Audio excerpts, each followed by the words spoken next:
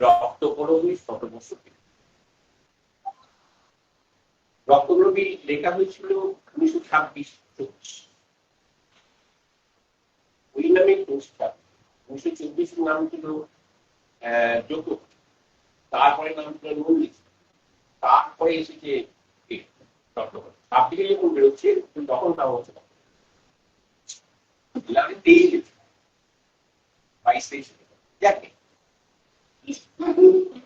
এই সময়টা কি সময়? এই সময়টা হচ্ছে ভারতে 1921 তখন গান্ধী সত্যাগ্রহ ভঙ্গি 22 সাল প্রথমত সবটাই প্রথম বিশ্বযুদ্ধের পরের সময়, অর্থাৎ প্রথম বিশ্বযুদ্ধের ক্ষয়ক্ষতিটা সামনে উঠে মানুষজন উঠে দাঁড়াচ্ছে, একদিকে ফ্যাসিজম ডেভেলপ করছে আর একদিকে গণতন্ত্র জায়গা ডেভেলপ করছে, যেমন আয়ারল্যান্ড স্বাধীন হলো বা তুর্কি দিয়ে তোমার কামাল পাশা এলেন। আমাদের ইন্ডিয়াতে সেই সময় অসহযোগ আন্দোলন এই ছাড়া ঘটে গেছে 22-এ চৌরি চৌরা, 22-এ ঘটে গেছে মোফলা বিদ্রোহ। মোফলা বিদ্রোহ ছিল কেরালাতে কৃষকের বিদ্রোহ জমিদারদের এগেন্স্টে, যেখানে ব্রিটিশ গভর্নমেন্টের গুলিতে 10,000 কৃষক মারা গিয়েছে। একটা বিরাটি 10,000 প্লাস। আর তখন এইখানে এরকম একটা অবস্থা, অবস্থা, আর বিশ্ব অবস্থাটা ওই রকমই। বিশ্বে ইতিমধ্যে সেই সময় অন্য জায়গায় আমরা দার্শনিকদের মধ্যে পাচ্ছি যেটা, সেটা হচ্ছে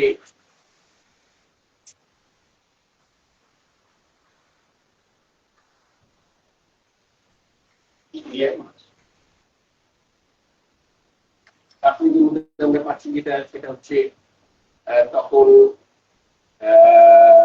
ফ্রয়েড বেঁচে,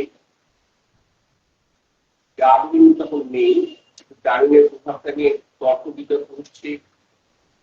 1917-তে রুশ বিপ্লব শেষ হয়েছে। রুশ বিপ্লব ওদিকে তোমার ডারউইনের জায়গাটা এসেছে, তারপরে ফ্রয়েড তখন বলেছে, আর কিছুদিন বাদে ফ্রয়েডের বিতর্ক শুরু হবে, যেটা আমরা বলছি তোমার এর এই পর্যায়ে এটা। যাই হোক, এই দিক দিয়ে এটা খুব ইন্টারেস্টিং যে একটা বড় প্রেক্ষাপটে দাঁড়িয়ে, প্রথম বিশ্বযুদ্ধের অনেক বড় প্রেক্ষাপটে দাঁড়িয়ে রক্তকরবী লিখছেন, তখন মানুষরা কি ভাবছে। পরে রক্তকরবী নিয়ে আলোচনা করতে চন্দ্রকেন্দ্রিক বলছে, আগে তীর্থঙ্কর চন্দ্র পরিচয়টা ওকে দিয়ে দেবে, সন্দীপ দিয়ে দেবে, সন্দীপ রায়। আর আমরা আরম্ভ করবো, আরম্ভ করার আগে একটু নাম যদি বলে দেন, কারণ অনেক প্রথম এসেছিলেন বন্ধুরা দিয়ে নামটা। আমি প্রশান্ত,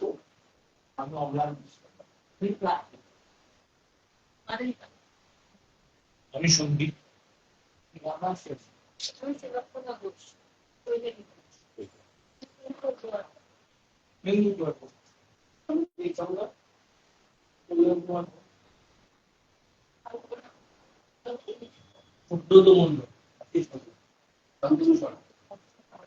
শ্যামল বিশ্বাস, বিক্রম মিত্র,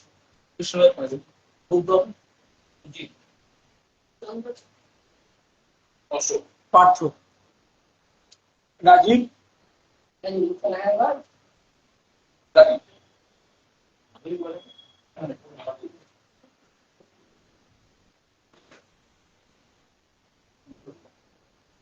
পরিচয়টা আমি আর কি করাবো। তোরা আমাদের লোক, আমাদের লোক মানে এখানে যারা আছে সবার লোক, আর বেশি করে আমাদের লোক মানে আলিশহরের লোক। কিন্তু যেটা বলার কথা সেটা হচ্ছে তীর্থদা নাটকের মানুষ। শুধু নাটক লেখা, নাটক পরিচালনা করা বা নাটকে অভিনয় করার বাদ দিয়ে আমরা দেখেছি তীর্থদার সত্তার মধ্যে নাটক আছে, তীর্থদার বেঁচে থাকার মধ্যে নাটক আছে, তীর্থদা যাদের নিয়ে কাজ করছেন। আমি যেহেতু হারিশহরে থাকার সুবাদে তীর্থদাকে প্রতিদিন প্রায় দেখতে পাই, যাদের নিয়ে কাজ করছেন, ছোটদের নিয়ে কাজ করা বা যারা কোনোদিন নাটক করেনি তাদের নিয়ে নাটক করানো, সব মিলিয়ে নাটককে তীর্থদা নাটক আর যাপনকে একত্র করতে পেরেছেন। এবং কালকেই তীর্থদার ওখানে রিহার্সাল করছিলেন একজন, তার সঙ্গে আমার ওখানে স্টেশন পর্যন্ত যাওয়ার সুযোগ হয়েছিল পরশু দিনকে। তার সঙ্গে কথা বলতে গিয়ে তারা বলছিলেন যে আমরা শুধু তীর্থদার কাছে নাটক শিখি না, আমরা তীর্থদার কাছে, তীর্থঙ্কর চন্দ্রের কাছে যাপনটাও শিখি। এটা আমারও মনে হয়। আর এর বেশি কিছু তীর্থদা সম্পর্কে আমার পরিচিতি দেওয়ার হচ্ছে আমার মনে হয়েছে রক্ত পরিবেশন। এইটা একটা বলার আছে, সেটা হচ্ছে আজকে যে আলোচনাটা, সেই আলোচনাটা এর আগে একবার প্রস্তাবিত হয়েছিল নৈহাটিতে। আমরা সবাই যখন তৈরি হয়ে গেছিলাম, আমি শুনতে তীর্থদা বলতে, তখন গিয়ে ওইখানে পৌঁছানোর পরে আমরা শুনলাম যে আগের দিন কোনো একটা দল স্টেজে একটা কিছু গন্ডগোল করেছিল বলে কর্তৃপক্ষ পরের সব দিনের সব সাংস্কৃতিক অনুষ্ঠান বাতিল করে দিয়েছে। যার জন্য আমরা সেটা শোনা হয়নি। তখন থেকেই আমার মনে হয়েছিল যে এটা আরেকবার একটু আয়োজন হবে, যেটা অন্তত আমি শুনতে পাই সেরকম একটা জায়গায়। তো আমাদের নিজেদের জায়গায় কালোধ্বনি, সুতরাং আমি কালোধ্বনিকে প্রস্তাব করেছিলাম যে এই আলোচনাটা একটা হোক। সেভাবে বললাম, তীর্থদাও রাজি হলেন, তাই আজকে এই আলোচনা। অবশ্যই পাবেন। এটা হচ্ছে এই ঘরে সন্দীপ আমাকে কালকে বলছিলেন যে অনেকদিন জানি আপনি বাড়িটা চিনতে পারবেন। বললাম যে একটা সময় সপ্তাহে 3 দিন আমরা এই ঘরে থাকি। আমার প্রথম নাটক পশ্চিমবাংলায় ছাপা হয়েছিল কালোধ্বনি। এরকম একটা নাটক করি, স্যার যেটা করে মুখ্য আমাদের শুনে কিন্তু শান্তরে নিয়ে যাবে, তার দুপুরবেলায় নিয়ে আসি, ওখানে যা করে আমি করলাম একদম। হ্যাঁ, তো সেই আমার আশা হয় একটা বিষয় বলার দরকার, সেটা হচ্ছে কি এটাও 87, হ্যাঁ 87 এর পরে পরে যেখানে জিজ্ঞেস করলাম সেটা হলো যে আমাদের নৈহাটিতে আমরা একটা দল করি আবহমান বলে, তার একটা অনুষ্ঠানে তখন সবে সবে আপনারা বাঁকুড়া থেকে ইনভেস্টিগেশনটা করে এসেছেন।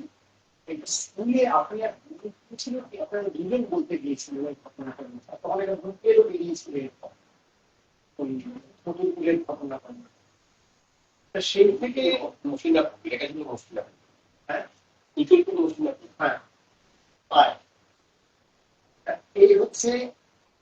আর এমনিতে যেটা একেবারে ব্যক্তিগত ভাবে বলার, সেটা হচ্ছে যে আপনারা সবাই সেটা জানেন, আমার নিজেরও বলার যে প্রশ্রয় বলতে যেটা বোঝা যায় একবারে এখানে নতুন নতুন নাটকের কাজ হিসেবে এটা অন্যান্যদের কাছে অনেক কোনো একটা সময় হয়তো বিরত হয়েছে, আমার বিভিন্ন অভিমান ইত্যাদি নানা রকম ছিল।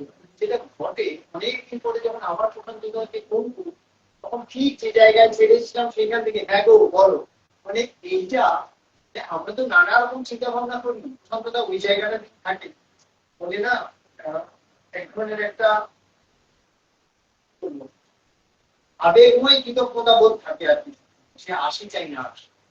আর আরেকটা যেটা হয়েছিল, তখন আমরা প্রথম নান্দিকারে কাজকর্ম শুরু হয়েছে, প্রশান্তদার অনেক মনে আছে, প্রশান্তদার বাড়িতে আমরা গিয়েছিলাম একবার সবাই, আমি উত্তম দেবশঙ্কর প্রশান্তদা দেবাশিস এই 4-5 জন। প্রশান্তদার বাড়িতে গেলে প্রচুর খাওয়া দাওয়া। সেদিন প্রথম প্রশান্তদার রাজনৈতিক জীবন নিয়ে বললেন, এর আগে এত কোনোদিন না করেও বলেননি যে তার অভিজ্ঞতা হয়েছে। আসামে আমরা শিলচরে যারা অল্পস্তর ছাত্র রাজনীতি করেছি, তারা এইসব মানে আমার কাছে তো তারা যারা এই রাজনীতিতে একবারে পশ্চিমবঙ্গের সরাসরি জড়িত ছিলেন, তারা তো আমাদের কাছে মনে হচ্ছে যে অন্য গ্রহের মানুষ বলে মনে হতো। এত সাহস, এত স্যাক্রিফাইস এসব আমরা ভাবতেও পারতাম।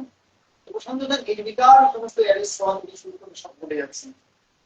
ফলে এখনো ওই আগের মতোই আছেন। আর এই গলায় একটা আমার ভয়ও আছে, ভয়টা হলো এই যে গভীরতায় কালোধ্বনিতে প্রবন্ধটা ছাপা হয়, প্রশান্তদার শুরুতে যেভাবে ড্রয়ের থেকে শুরু করলেন, আমি প্রথমে পুরো কারণ আমি এইভাবে আমি একেবারে ভাবি, আমি যেভাবে ভেবেছি এইটা আপনাদের বলি।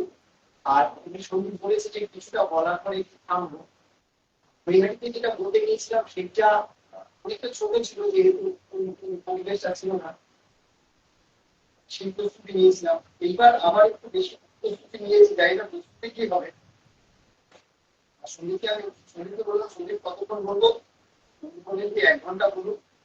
কারণ আরেকটু বেশি যদি বলি, মানে আমি নিজে বলতে চাইছি আর ওদের মধ্যে ঠিক আছে যা বলতে আপনার থামো, এরকম হয়। যেটা বলার নাটকটা নিয়ে, তার আজকে তার কিভাবে আমরা দেখছি সেইটা নিয়েও একটু আমার যতদূর জানা বোঝা সেইটা নিয়েও বলার চেষ্টা করবো।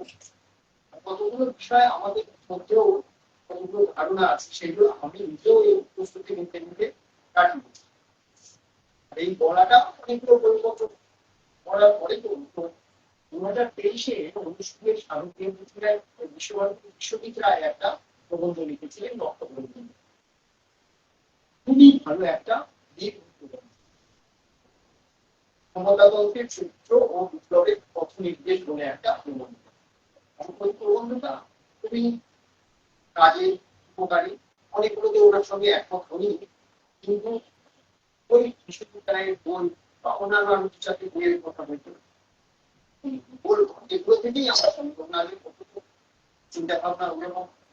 আর প্রণয় কুমার কবির একটা বই 98 সালে বেরোয়, যেটাতে ডক্টর কবির সমস্ত টেক্সট গুলো কিভাবে কি হয়েছে রবীন্দ্রনাথ কালেকশন করেছে, সেই সমস্ত খসড়া গুলো ওখানে বের আছে।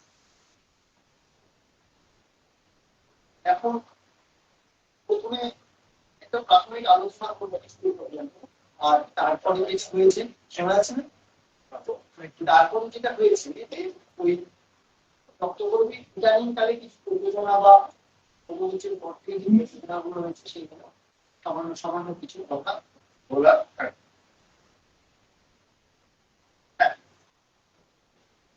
বইটা গেলেই হবে। হ্যাঁ হ্যাঁ ঠিক আছে, হাতে দেখে নিচ্ছি।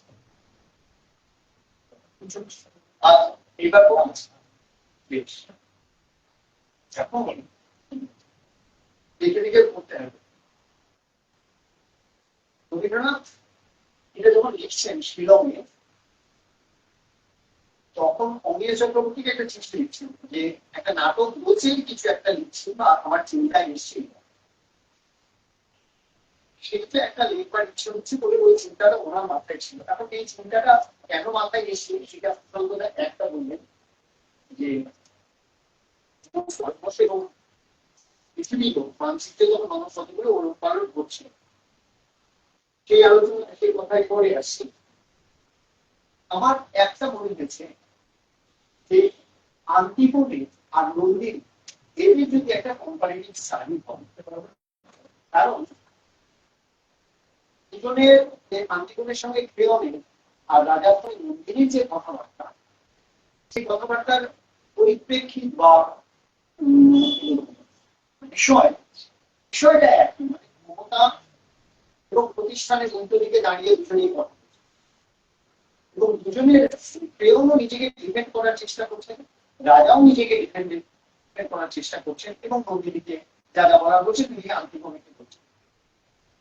এইটা আমার প্রস্তুতি নিতে নিতে মনে হয়েছিল যে একেবারে নন্দিনী আর আন্তিকনের সংলাপ ধরে ধরে দেখানো যায় যে প্রত্যেকটা সময় এই বিষয়গুলো যেগুলো নিয়ে এমন সব নাটক লেখা হয়েছে যে নাটকগুলো পৃথিবীতে দিন প্রতিদিন হয়ে যায়, আমরা যাকে চিরায়ত বলি বা যেভাবে, সেইটা আমাদের বোধহয় কোনো একটা সময় যে কেউ যদি করেন তাহলে একটা খুব দামি কাজ হয়ে গেল।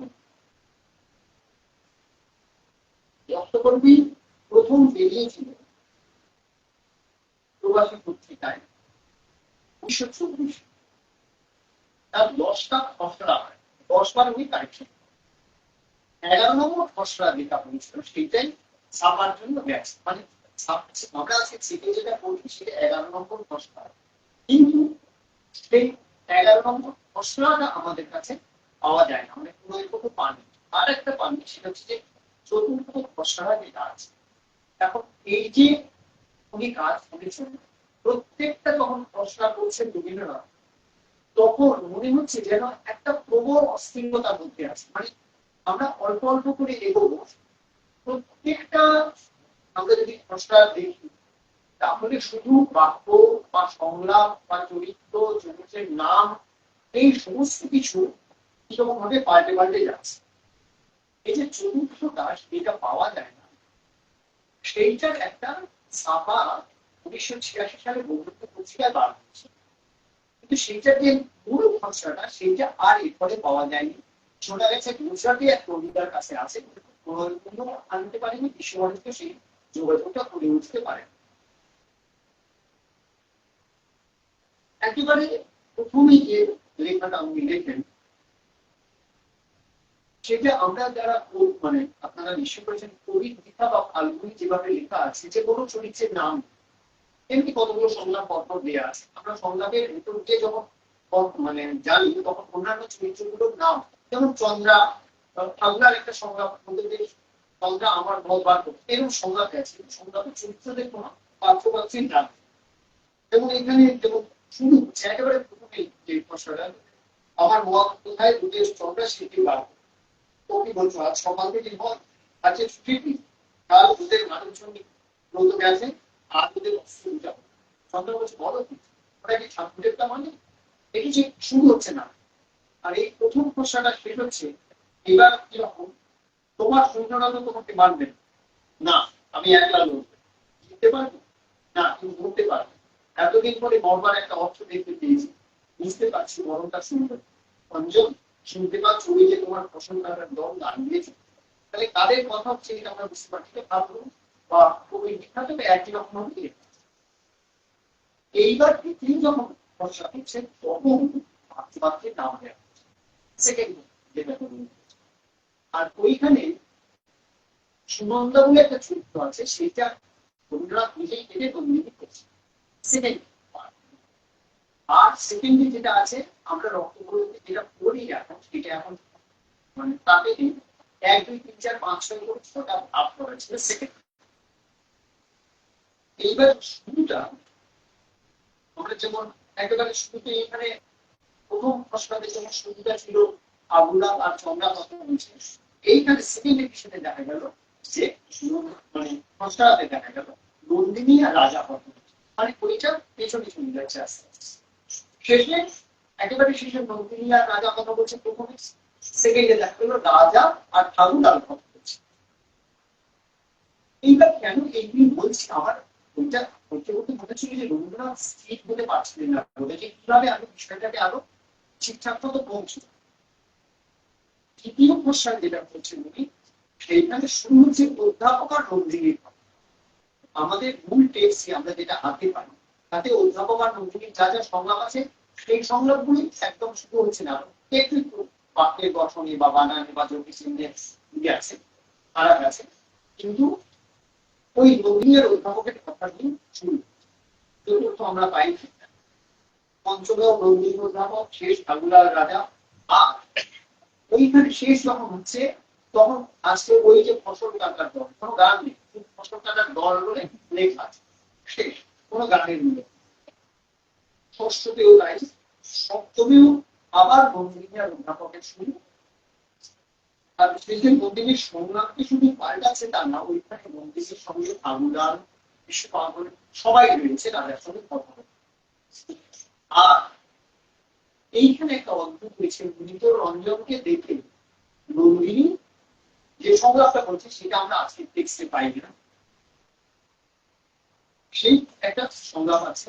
আর দুটো গান, দুটো গানের প্রথম গান হচ্ছে রক্তকরণীতে, সেইটা হলো সপ্তম খসড়া এবং গান দুটো আলাদা। মানে এইখানেও কোনটা আগে স্থির করতে পারছে না। একটা হচ্ছে সন্ধ্যা তারায় শেষ চাওয়া দিল ওই কি ওই যে সন্ধ্যা হাওয়ায় শেষ বেদনা ওইগুলো কি করেছে, এইটা একটা। আর কিছুটা ভাগ দিয়ে একটা ছলাইনের একটা গান, আর কিছুটা ভাগ দিয়ে লিখছেন যে পথ দিয়ে গেল বিকেল বেলার প্রতি পড়ার চক্রীটা আমাদের পরিচিত গান, সেইটা উনি রাখছেন। দুটো গান পরপর রয়েছে, এটা একটা 10 পঙ্ক্তির গান। এটা অষ্টম খসড়াতে এইবার প্রথম রবীন্দ্রনাথ নিজে যেটা প্রশ্ন লিখেছে তার উপরে রক্ত পড়ে কথা লিখেছে। এর আগে কোনো নাম ছিল না। আর শেষ সংলাপ বলছে আবুলাল আর বিষ্ণু। তখন নন্দিনী রাজা নেই। আবুলাল আর বিষ্ণু আর গান, গান সম্পর্কে বলছে যে ওই যে দূরে ফসল কাটার গান, তখন পৌষ তুলে এটা আসছে অষ্টমী। নম্বর প্রায় একই, কিন্তু প্রায় একই বলছে। যদি আমরা দেখি অনেক সংলাপের বাক্য একই আছে, কিন্তু হয়তো গঠন পাল্টেছে, নতুন শব্দ ঢুকেছে, কোনো শব্দ উঠে গেছে হয়তো পাঁচ। যেমন অধ্যাপকের সেকেন্ড বড় একটা সংলাপ ছিল, সেইটা দেখা যাচ্ছে আস্তে আস্তে কমে যাচ্ছে। নবমীয় ওই যে ছিল পৌষ আছে, আর এখানে পৌষতে ঢুকেছে। নবমী প্রায় এক, কিন্তু যেটা ঘটে এখানে প্রথম কিশোর, যে কিশোরকে দিয়ে আমাদের নাটক আমরা বলি তার কাছে। এখানে কিশোরের প্রথম শুনটা বদলে গেছে, এবং কিশোরের সঙ্গে নন্দিনীর যে সংলাপ হয় ওই নবমে, আমরা দশমে গিয়ে দেখি যে কথা আছে দশমে কিশোর এলো, এর পরে অধ্যাপক পেছনে চলে যান। আর নন্দিনীর সঙ্গেও যে কিশোরের কথা হয় সেটা আমরা ছাপা যা পাই বিষয় একই। তার মানে রবীন্দ্রনাথ ক্রমাগত পাল্টেছেন এবং বারবার এইগুলো কেটেছেন। এই খসড়াগুলো তিনি করেছেন, কোথাও কোনো তারিখ ইত্যাদি নেই, লিখতেন খাতাকে ভাস করে বাঁ দিতে সংলাপ, আর ডান দিতে উনি এটাকে কোন মাধ্যমে তুলে রাখেন। অর্থাৎ জানি না কেন পঞ্চম খসড়াতে যেটা করছেন সে বাঁ দিকে ইংরেজি সংলাপ লিখছেন, ডান দিকে বাংলায় সংলাপ আছে, ডান দিকে কিছু ইংরেজি শব্দ লিখে দিচ্ছেন। কেন যে ইংরেজি শব্দগুলো লিখেন, যেমন এখানে একটা বিখ্যাত সংলাপ আমরা জানি, আমরা তার ধরা ধরির সব সাধনার জন্য তার প্রেরকে বশ করতে চাই, পাশে লিখে রেখেছেন রোজ জেনি। এখন কেন লিখছেন? কারণ তখন তো আর কিছু জিজ্ঞেস করা হতো তাহলে হয়তো বলতেন। যখন ওই জালের জানলার ভিতর দিয়ে মানুষটাকে ছেঁকে বেরিয়ে ঠিক অমানুষিক গাঢ় হয়ে উঠছে, এইটা নন্দিনী একটা সংলাপ, কিন্তু আমরা যেটা করি তাতে ওইটা নেই, কারণ ওই সংলাপ পাল্টে গেছে। ওইটার পাশে লিখে রেখেছেন নন হিউম্যান, এরকম ছ-সাতখানা রয়েছে। রঙ্গভূমির যে গান, সেই গান দেখছেন নন্দিনীর যে নাম আসে সেটা হচ্ছে প্রথম খসড়ায় ওই যেমন নন্দিনীর চরিত্র ইত্যাদি অঞ্জলি বলেছে, তাকে ডাকতো ওরা যেমন নন্দিনীকে নন্দিনী বলে ডাকছে, অঞ্জন বলে ডাকতো, অনেকটা রঞ্জনের সঙ্গে বিলি করার জন্যই সম্ভব। তৃতীয় খসড়ায় ওই পুরোটা বর্জন করে ওইটাকে নন্দিনী। যখন সংলাপে যখন ডাকো, এবার ব্র্যাকেটের মধ্যে লেখা আছে অঞ্জন, কেটে লিখছেন নন্দী, নন্দী কেটে দিয়েছে, দিয়ে কথাটা বলছে নন্দা। আমরা নন্দা মাঝে মাঝে আপনারে নিতেও পারি, কথাবার্তাতেও পারি। যখন ডাকো নন্দা শুনতে পাই, কিন্তু বারে বারে দেখুন আমার সময় নেই, একটু সময়, যা জানি সংলাপ আমরা জানতে পারি। এইবার চতুর্থ আর পঞ্চম খসড়ার নাম দুটি নিজের থেকে লিখছেন, আর দুটি বলাকে নন্দী। নাটকটার নাম আমরা দেখছি যে 4 নম্বর আর 5 নম্বর খসড়াতে লিখছেন নন্দিনী। যক্ষপুরী শিরোনাম কোথাও, যক্ষপুরী নামটাই, যক্ষপুরী সম্পর্কে ওনার আছে। যখন আমরা আজকেও যখন রক্তবন্ধী করি তখন প্রথমে যে একটা গদ্য লেখা থাকে এবং শেষেও একটা আছে, সেগুলো আমরা কথা বলবো। সেইখানে যক্ষপুরী গল্প ইত্যাদি ইত্যাদি করছে। যক্ষপুরী নাটকের নাম গান, যেটা একটা গানে দিয়ে দিয়েছে তোমায় গান শোনাবো। এইখানে একটা লাইন আছে, কান্না ধারার গোড়া তুমি কানতে দিন। কিন্তু তখন 1932-এ এই গানটা যখন গীতমালিকাতে ছাপা হচ্ছে, তখন লেখা হচ্ছে কান্না হাসির গোড়া তুমি কানতে দিন। এই যে কান্না ধারা থেকে কান্না হাসি কেন গেলেন সেইটাও আমাদের কাছে স্পষ্ট হয়ে যায়। রবীন্দ্রনাথ এইগুলো করছে। এখন গ্রন্থাগারে প্রথম বেরিয়েছে 26-এ, তাতে প্রস্তাবনা বলে একটা আছে। এই যে প্রস্তাবনা, যেটা আমরা এই নাটকের সত্যমূলক বলে যে লেখাটা, সেইটা প্রস্তাবনাতে আর রক্তচন্ডী সম্পর্কে এইবার এই কবির পরিদর্শন করে আরেকটি লেখা হবে দীর্ঘ লেখা লিখেন, যেটা ছাপা দীর্ঘ ছাপা। উনি বইটা লিখেছিলেন 1933। এখন প্রবাসী পত্রিকায় আলাদা করে ছাপা হয়েছিল এবং সেই লেখাটা আমরা রক্তগ্রহণ সম্পর্কে যা ব্যাখ্যা বিশ্লেষণ করি নানা সময় এবং ইদানিং কালে আমরা আবার কত বৈজ্ঞানিক কালে প্রযোজনা ইত্যাদি বা যারা প্রযোজনা করছেন তারা যে ব্যাখ্যা বা যেভাবে দিচ্ছেন, রবীন্দ্রনাথ কিন্তু আমরা জানি না নিশ্চয়ই ওরা করেছেন, যে ওই কবির অভিদর্শনে যে দীর্ঘ ব্যাখ্যা দিয়েছেন তাতে ওইটা খুবই স্পষ্ট যে রবীন্দ্রনাথ কোন জায়গা থেকে করতে চেয়েছেন। প্রবাসী পত্রিকার বৈশাখ সংখ্যায় ওই কবির অভিবাসন আর এই 25 আমরা 20 বছর পরে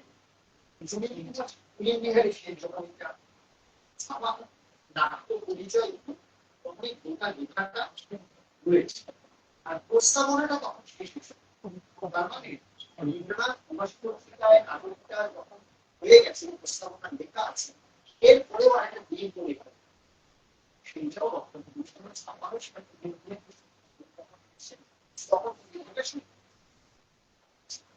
এখন এই কথাগুলি উপস্থাপনার মধ্যে এগুলো কেন বলছি বলছি এর সঙ্গে কতগুলো বাস্তবায়ন চলে যাচ্ছে।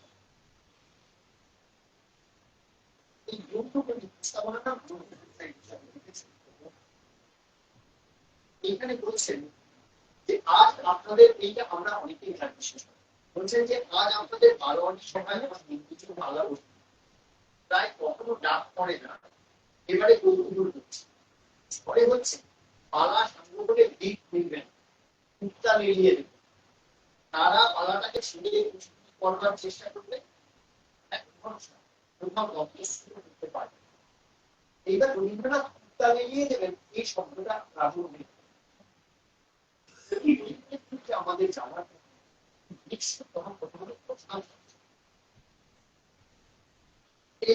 এই গোটা বিষয়টাই আমরা পরে আজকাল বলছি এই যে নির্বাহী দিচ্ছে এবং আমরা জানি যে সংলাপও আছে কিছু আপন করেছে যে ওই পৃথিবীর অনুসঙ্গটা সবসময় আছে এবং রবীন্দ্রনাথের শিক্ষা প্রবন্ধের একটা শেষ রাশিয়া থেকে ফিরে আসার পরে যখন উনি প্রবন্ধ নিয়েছেন একেবারে শেষ প্রবন্ধের শেষের দিকটাই বলেছেন যে রাশিয়াতে গিয়ে দেখেছি যে বিভিন্ন গ্রাম থেকে চাষিদের বা আমরা যাতে বলি ম্যাগনটসে নিয়ে আসা হচ্ছে, চারের যে বিশাল বিশাল সমস্ত গ্যালারি আছে, প্রাকৃতিক পেইন্টিং গুলো আছে, ভাস্কর্য আছে, তাদের জিনিসপত্র সেইগুলো দেখানো হচ্ছে, বুঝিয়ে দেওয়া হচ্ছে কেন এইগুলি করা হচ্ছে। এই যে কাজ এইটা নিয়ে রবীন্দ্রনাথ খুব আপ্লুত হয়েছেন, কারণ আমরা সবসময় বলি যে বেশিরভাগ মানুষ কিছু বোঝে না,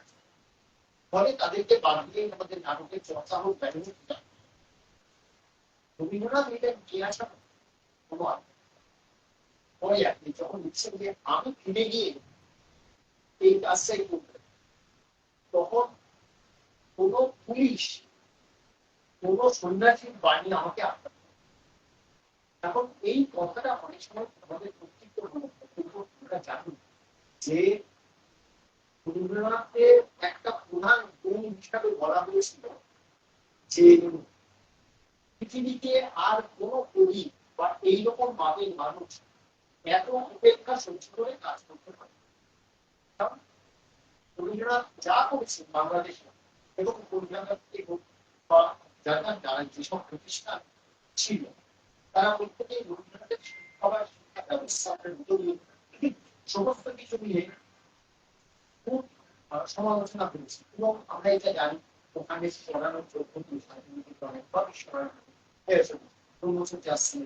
এইগুলো নিয়ে বাংলাদেশকে উত্তাল ছিল এবং সাধু সন্ন্যাসীরাও বলেছেন যে বাংলাদেশের সংস্কৃতি চর্চাকে নষ্ট করছে দুজন, একটা হচ্ছে সাধু পরিবার আর একটা এবং সেইটা যখন বলেছে এর উত্তরে রবীন্দ্রনাথ তখন তো আমি সরাসরি বিতর্কে যান, এই লেখাগুলো ওই জায়গা থেকে উঠে উঠে আসে। শিলং পাহাড়ে ওরা 1923-এ বেড়াতে উঠে আর বাংলো। তখন শিলংয়ে ছিলেন দুজন, একজন হচ্ছেন একজন সুশীলবাদী আর বিধানচন্দ্র। এখন রামচন্দ্র মুখোপাধ্যায় সম্বন্ধে যা যা বললেন আর শুনলে চিন্তা করেন যে বোম্বেতে আহমেদাবাদে শ্রমিকদের উপর নির্যাতনের কোন শেষ ছিল, কোন রকম মানবিক কোন আচার আচরণ ওদের প্রতি করা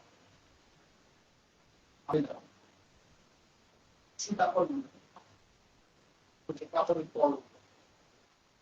এই শ্রমিক ভারতের সম্পর্ক ইত্যাদি নিয়ে কথাবার্তা লেখাও সে রবীন্দ্রনাথ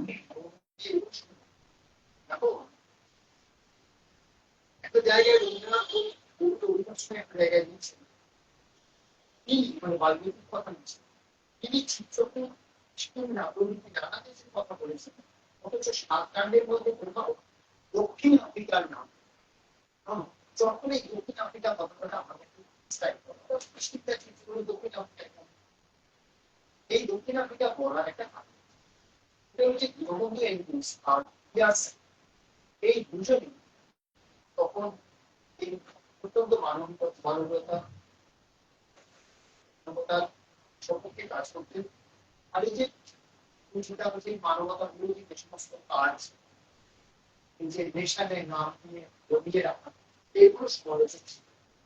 দুজনেই দক্ষিণ আফ্রিকায় গিয়ে ওইখানে ওই শ্রমিকদের অবস্থা ইত্যাদি দেখেছিলেন। তারা অন্তত পেপার পাস করে, মডার্ন হিন্দু পত্রিকায় সেগুলো বার, সেগুলো জুন 1917-তে যৌথভাবে একটা রিপোর্ট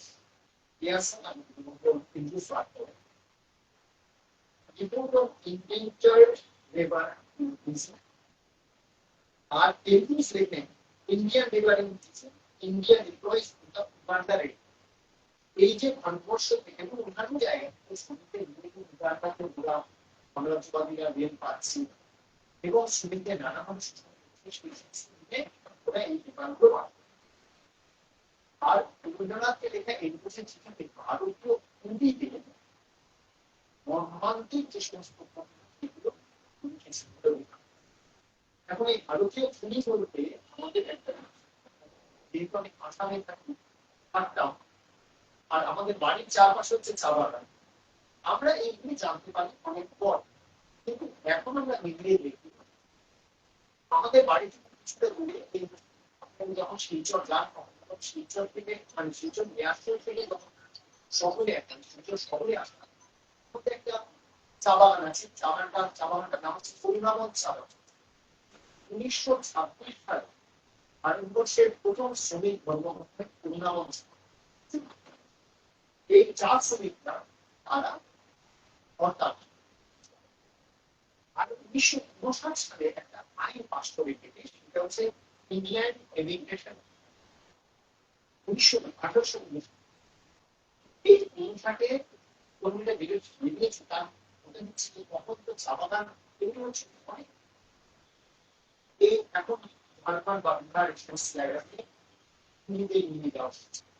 এবং এই ইন্ডিয়ান এডুকেশন অ্যাক্টে বলাই হয়েছে যে যে কর্মীদের যে চা বাগানে নিয়ে যান তার থেকে ওরা যেন আর না বেরোতে পারে এবং সেইখানে থাকতে যাই অকথ্য অত্যাচার, শুধু মায়না কম দেয়া, শারীরিক মানসিক সে ওই আমাদের কম সিভিলের মতো। তখন বিনা অনুমতিতে কেউ চা বাগান থেকে বেরোতে পারে। এবার 1960 সালে যখন সরকার গান্ধীজির জীবন শুরু হচ্ছে তখন ওই কুড়িরা ভাবলেন যে যাদেরকে আমরা পূর্ণ বলছি বা শ্রমিকরা ভাবলেন যে গান্ধী এত বড় আন্দোলন করছে, নিশ্চয়ই আমরা আমাদের গ্রামে ফিরে যেতে পারবো বা দেশে ফিরতে পারবো। ওরা বেরোয় বিভিন্ন চা বাগান এবং বিশেষত কাতার জেলা যেখানে আমরা সেখানে গরিব আছে আছে তারও দেখেছি তখন সীমার রেল সব বন্ধ, ওরা সৃষ্টি চলে যেতে পারে এবং মানে নৃশংসভাবে তাদেরকে মারপিট করে আমরা তাদেরকে ব্যাংক তুলে সেইগুলি নানা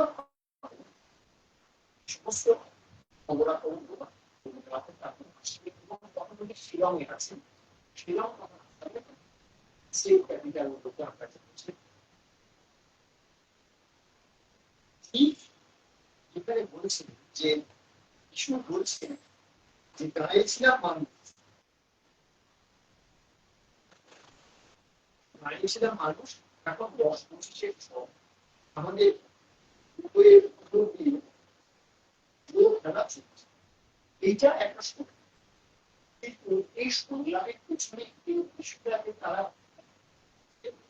এই বিষয়টাকে প্রতিনিয়ত তাদের ওই গ্রাম বা ছেড়ে আসা তাদের ভূখণ্ড এই স্বপ্ন নিয়ে এমন একটা জায়গায় থাকে যেখানে ওই স্বপ্ন বা মানুষ হিসাবে তাদেরকে গণ্য করা সেই সব মানুষগুলো জড়ো করছে। আমরা মানে আমাদের এই বিভিন্ন চা বাগান যখন বিপদ ছুটি দিতাম তখন এরকম বিপদে 2-2-2.5 বাজে চা বাগান গুলো একটা চা বাগান থেকে একটা চা বাগান কিন্তু পাখিয়ে রাস্তা হাল দিয়ে দিয়ে যেতে হয়। একজন মহিলা হয়তো মাথায় একাই বেশি বেড়াচ্ছে। আজকে মনে হয় সেই দুনিয়া কি আকাঙ্ক্ষা এবং আমরা যারা তখন আপন আনন্দের জীবন থেকে চলছে আমরা সেই তার তুলনায় অনেক বেশি দুঃখই যদি পড়ে তাহলে আমাদের কি করা হয় যে 2-3টে প্রজন্ম পরে তারা আজকে এসে দাঁড়িয়েছে। এই অবস্থাটা খবর রবীন্দ্রনাথের কাছে বিশেষ মিশনারি হিসাবে চায়নাতে গিয়েছিল। এখান থেকে ওনার কার্যকলাপ উনি মিশনারি কিন্তু উনি এমন কতগুলো মানবিক আন্দোলন বা কাজের সঙ্গে জড়িত ছিলেন যেখানে চীন থেকে তাকে বলিতে তুমি যাও, তাকে তার দেশে থাকতে হবে, আমাদের ওইখানে উৎসাহিত করে দেওয়া। এবার 1916-তে যখন জাপান যাচ্ছিলেন তখন গ্যাসন তার সঙ্গে গেছে। কেন এই কথা করে বলছি, এই যে যাচ্ছেন তখন যাচ্ছেন না কত কথা বলছে 1919-এ নাইট উপাধি ত্যাগ করছে। ফলে রবীন্দ্রনাথের সবসময় আমরা যেরকম ভাবে রবীন্দ্রনাথ এক ধরনের একটা অবস্থা বিশেষত ওই অভিভাষণ করলেও বোঝা যায় কতটা শক্তভাবে উনি ওই কথাগুলো লিখছেন শুধু অর্থনৈতিক নাটকে সংগ্রামের ক্ষেত্রে। এই নিশ্চিত বলছে চাবুক মিলেছে,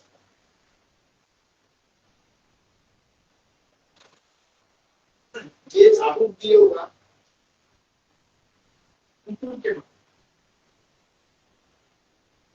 যে রশিকে এই চাবুক তৈরি সেই রশির সুতো দিয়ে ওদের গোসাইয়ের জপমালা। আমরা আজকে বিশেষত এই সময় এই সংগ্রামগুলো যে এবং সবসময় রবীন্দ্রনাথ মধ্যে একজন থেকে ওই যে ভূষণ কাটার গান ইত্যাদি বলছে। এর আগে রবীন্দ্রনাথ একটা সিটিএন ভিলেজ, এই সিটিএন ভিলেজের মধ্যে দেখাচ্ছে যে যারা আমাদের শাসন ছিল বা এখন আমরা বুঝতে পারছি যারাই শাসনের 45 সালের পরেও যারা রয়েছে তারা যেটা করে সেটা হচ্ছে যে আমাদের প্রয়োজনের যে গড় মাত্রা এটাকে তারা বাড়িয়ে, এটা আমাদের কাছে স্বাভাবিক। ওই অনেকটা ম্যানুফ্যাকচারিং কনফারেন্সের মতো ম্যানুফ্যাকচারিং নেসেসিটির মতো এগুলো তো দাঁড় কিন্তু ক্রমাগত এগুলো বাড়াতে এই অতিরিক্তটা যে অনেক হয়ে গেল এইটা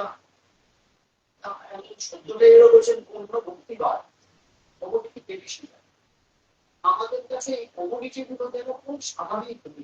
আমরা এইগুলোকে মনে করি যে এছাড়া আবার নিবন্ধন হয়ে রাখি। আমার এক বন্ধু আছে, বন্ধুর বটে, সে একটা শ্রমিক সংগঠনের রাজ্যস্তরের নেতা, তার প্রধান এলাকা এই উদাহরণটা কিভাবে আমরা উপস্থিত শুরু করি। প্রোগ্রাম 11 যেখানে তিনি প্রোগ্রাম দুজনেই ওই রকম বড় যেখানে আপনি আমার সঙ্গে অবাক করেছেন যে হাউসিং থাকে সেই হাউসিং এ ওদের উপর যে এই যে আইসিএল আছে সত্যি আউটফিট, তাহলে ওদের যে জীবনযাত্রায় আস্তে আস্তে অভ্যাস করতে শুরু করে যে অটোমেটিক অভ্যাস, সেটা একেবারে নাই যে মানুষের অভ্যাস, প্রাচীন যে অভ্যাস, এই অভ্যাসটা কিন্তু সে আমার বন্ধুর মেয়ালকে ফিরে আসে, শ্রমিকদের কথা বলে কিন্তু সে যেভাবে বলবে তাদের শ্রমিকদের কথা না বললেই ভালো, কারণ তার ব্যক্তিগত জীবনের চর্চাটা এই জায়গায় যে এই দুটো খুব খুব দূরের হয়ে আমরা সময় যে পশ্চিমে যেভাবে উন্নয়নের একটা ভাষা আমাদের কাছে নিয়ে দেওয়া হচ্ছে, আমাদের প্রতিটা গ্রাম, আমি একজন অর্থনীতিবিদ, আমি নামটা যেখানে পেয়ে যাব, যে অর্থনীতিবিদ দেখিয়েছেন একটা সময় আমাদের পরিবারের মহিলা ছিলেন, মণিবাবু আমাদের তখন বলেছিলেন যে আমাদের প্রত্যেকটা গ্রাম থেকে 1 কোটি টাকা করে নিয়ে শহর নিয়ে যাচ্ছে। না না, তাহলে গ্রামগুলোকে রবীন্দ্রনাথ তোমাকে বলেছি যে